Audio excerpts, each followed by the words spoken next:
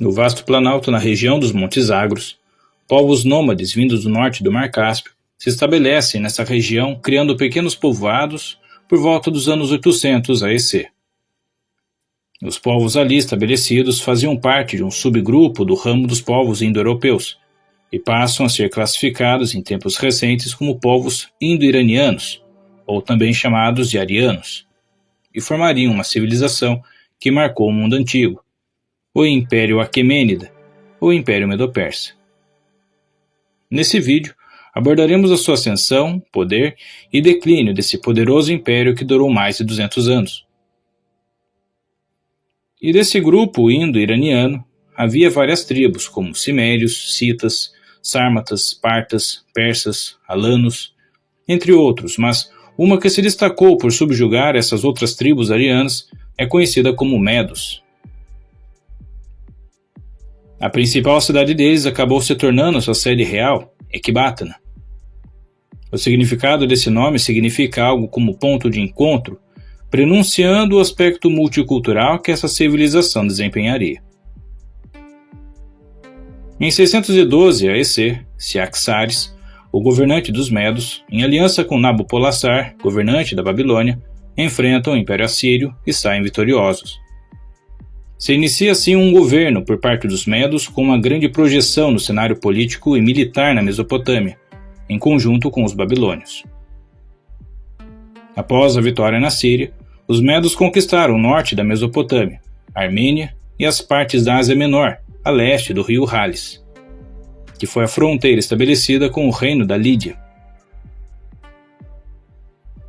Em 585 AEC, os Medos estavam lutando contra os lídios, no que ficou conhecida como a Batalha do rio Halis, em 28 de maio de 585, onde um eclipse solar acontece no mesmo dia e assusta ambos os lados, que acabam firmando um acordo de paz. Logo depois, Ciaxares morre e deixa para seu filho e sucessor Astíages, o embrião de um vasto império. Os Medos destacaram-se pela administração de seu reino, especialmente organizada em comparação aos grandes reinos da época, como a Síria, a Lídia e as cidades-estados fenícias. Mantinham um exército baseado em infantaria armada com espadas de ferro e escudos, arqueiros e cavaleiros com lanças.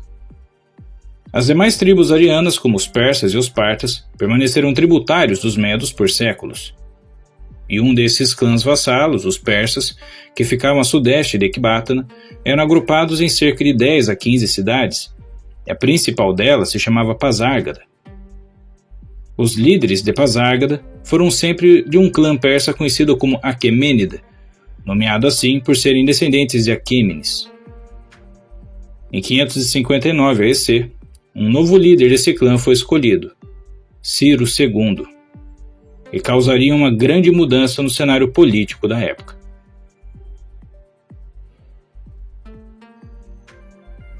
Há debates sobre a linhagem de Ciro, e se ele era neto de fato de Astíages por parte de mãe ou não, mas isso não o impediu de querer se livrar do jugo dos suzeranos medos. Em 552 AEC, ele formou uma federação de tribos persas sob seu comando e iniciou uma série de revoltas. Quando o inevitável confronto com seu avô ocorre em 550, várias tribos dos Medos, leais a Ciro, se amotinaram e se juntaram a ele para marchar sobre Ecbátana de Astíages. Com a vitória, Ciro se intitulou de Shah, ou Rei, da Pérsia. E ao conquistar os Medos, Ciro havia recebido um império vago e extenso de incontáveis povos diferentes. Teve de enfrentar muita hostilidade e desconfiança, principalmente entre os reinos vizinhos. O reino da Lídia e da Babilônia tinham acordos com os Medos. Nenhum dos dois se sentiu confortável com a conquista persa. Um confronto entre eles seria inevitável. O reino da Lídia foi derrotado por Ciro na decisiva Batalha de Timbra, em 547 AEC, e cai de vez com a captura da própria Sardes, a capital da Lídia, e a mais rica das cidades jônicas. O soberano da Lídia, chamado Creso, foi poupado por Ciro, uma característica de Ciro que acabou lhe rendendo uma reputação de misericordioso, algo muito incomum naquela época.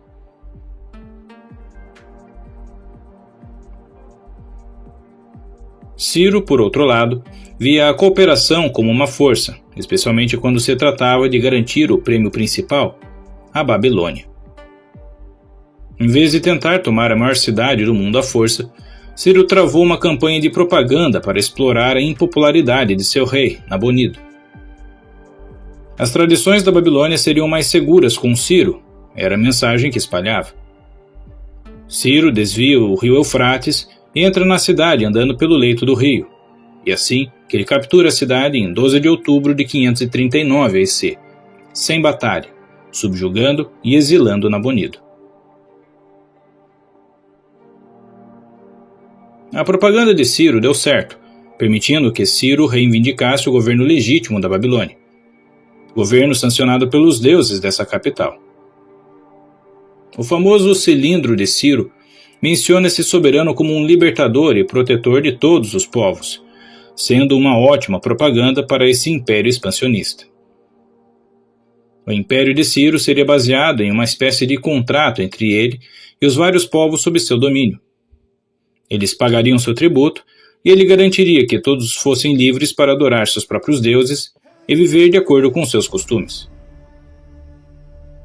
Um exemplo bem conhecido disso foram os judeus exilados pela Babilônia anos antes.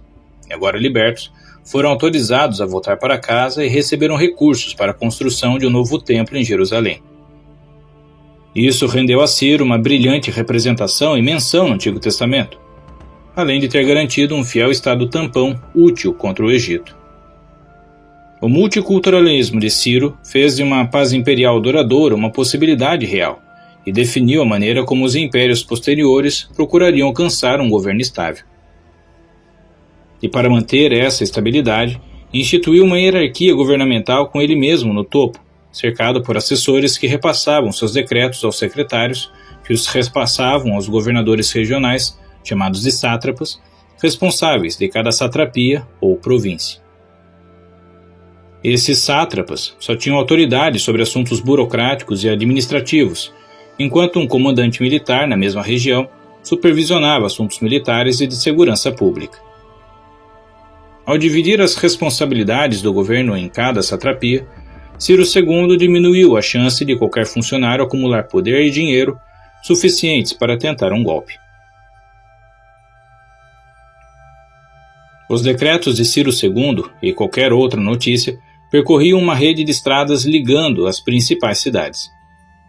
A mais famosa delas se tornaria a Estrada Real, que mais tarde seria estabelecida por Dario I, que ia de Susa a Sardes, e que posteriormente seria usada inclusive na Rota da Seda.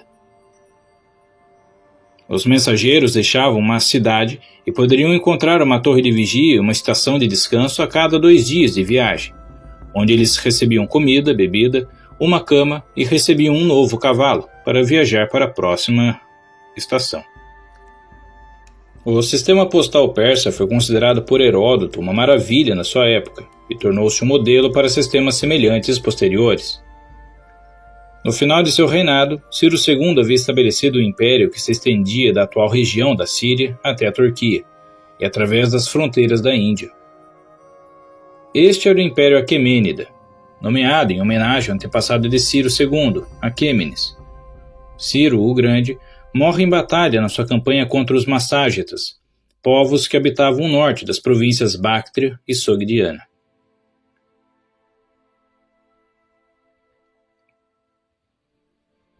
O filho e sucessor de Ciro, Cambises II, acrescentou o reino do Egito ao Império Persa, mas durante a campanha egípcia, uma revolta eclode em casa, liderada ao que parece por um sacerdote chamado Galmata, que se passando pelo irmão de Cambises, Bardia, que Cambises havia secretamente assassinado, faz Cambises voltar do Egito para resolver essa crise interna, mas morre no caminho, deixando um de seus generais, um parente distante, intervir.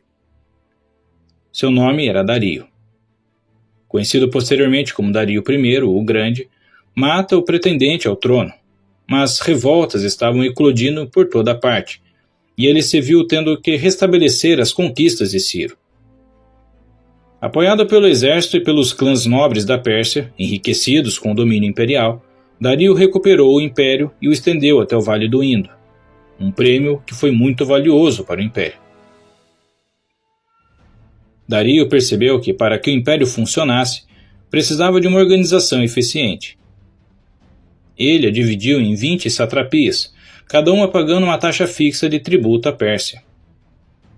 Dario tomou grande parte dessa estrutura administrativa dos assírios, simplesmente aplicando-a em uma escala maior, e com esta riqueza de recursos à sua disposição, permitiu que ele a usasse para construir uma marinha e um exército fixo.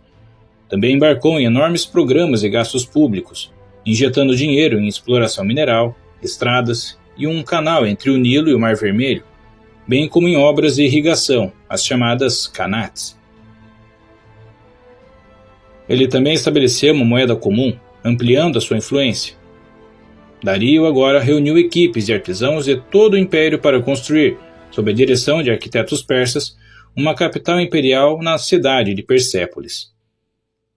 Aqui ele poderia manter seu ouro e a prata em um cofre e mostrar o escopo multiétnico de seu império. E por superar as conquistas de Ciro, ele começou a se portar de maneira cada vez mais altiva, trocando o título de Shah pelo grandioso Shahanshah, Rei dos Reis. O governo de Dario viu problemas no Mediterrâneo. Em 499 a.C., houve uma revolta grega na Jônia. Depois de finalmente esmagá-la, a frota de Dario navegou para punir Atenas por apoiar esses rebeldes, apenas para encontrar uma derrota surpresa na famosa Batalha de Maratona, em 490. Mas quando Dario aumentou os impostos para financiar uma campanha de rearmamento, provoca agitação em áreas mais importantes, como o Egito. E Dario morre em 486, antes de cumprir a sua vingança contra os gregos. Coube ao filho de Dario, Xerxes I, restaurar a ordem do Egito e assumir a questão grega. Quando o aumento de impostos produziu revoltas na Babilônia em 482, Xerxes saqueia a cidade, destrói o templo e derrete a gigantesca estátua de ouro maciço de Marduk, demonstrando uma mão de ferro pesada contra qualquer opositor. O ouro saqueado da Babilônia permitiu que Xerxes começasse a reunir suas forças para esmagar os gregos em 480. A então chamada Guerras Médicas tem continuidade como uma forma de vingança pela derrota em Maratona. E após derrotar o exército de Leônidas I na famosa Batalha das Termópilas, Xerxes saqueia a Ática e, ao tomar Atenas, arrasa os santuários da Acrópole. No entanto, a sua frota foi destruída na Batalha Naval de Salamina pelo ateniense Temístocles, em consequência dos graves erros táticos que cometeu, e acabou retornando à Pérsia. Ele nunca chegou a se recuperar dessa derrota e em seguida abandonou as suas ambições militares. Mais tarde, morreria assassinado por seu ministro chamado Artabano, em 465 a.C.